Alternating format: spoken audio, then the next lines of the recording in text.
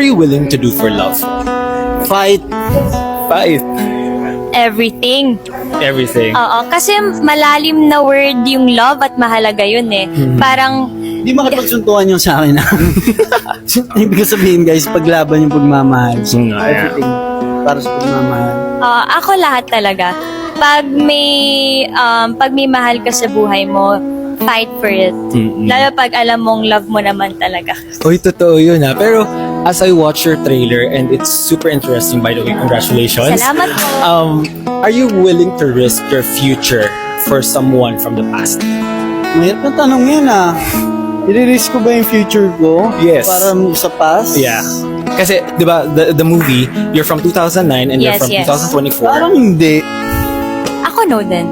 Kasi past is past, future is future. Mhm. Anong meaning ng future is future? Okay. Hindi, kaya nga, Ang unfair para sa future, di ba? yes, hindi at saka kaya, Past din naman, naging future din naman siya once eh. Yes. Bago siya naging past. So, kaya nga sinasabi na i-embrace mo yung present, di ba? Yung kung anong nangyayari sa'yo, embrace mo lang.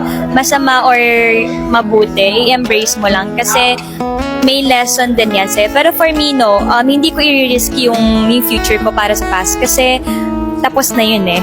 Doon ako sa future. Yes, and that's why today is always called present. So you Yes, have to it's a live with gift. your present because it's a gift. Yes. Thank you so much, Francine Salamat and po. Seth. Can you please promote your movie first?